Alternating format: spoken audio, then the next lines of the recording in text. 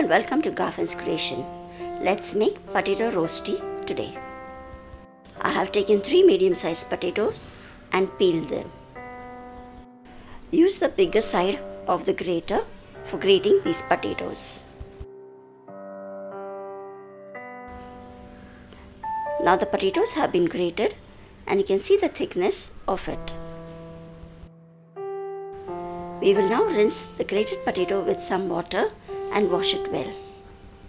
To drain off the excess water from this potato, I will just sieve it and leave it in the colander for some time so all the excess water gets drained out. Once the water is drained out, put it into a mixing bowl and we'll add the remaining ingredients.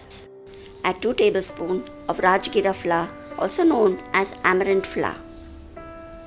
2 tablespoons of crushed peanut powder. I have just ground some roasted peanut in a mixie jar. Next add half a teaspoon of black salt or Sendha Namak. Half inch finely grated ginger. 1 green chilli, finely chopped.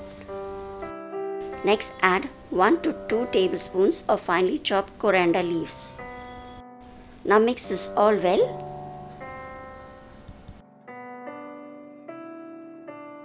You will see that the mixture is nice and moist. Once this is done, we will heat a frying pan, nice and hot, and add around 1 teaspoon of ghee. We will now add the potato mixture into this. This potato rosti tastes so good with that amaranth or Rajgira flour that even if you're not fasting, you can definitely try this recipe.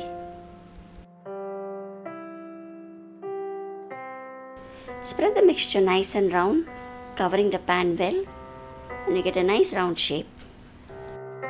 Instead of one large potato rosti, you can make small individual ones too. We will cook this for around 10 minutes on each side on medium to low flame. Do keep checking. If you find the ghee is less, you can always add some more from the sides.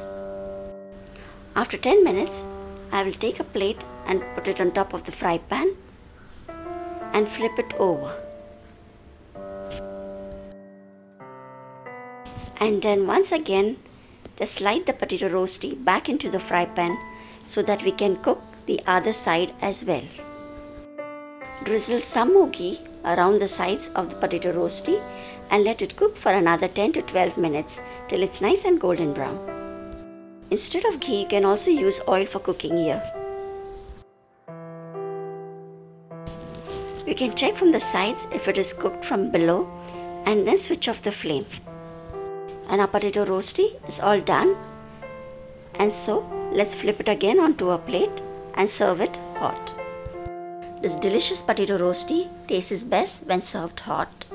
Thanks for watching and do subscribe to Garfin's creation. Until we meet again in the next video, take care. Bye-bye.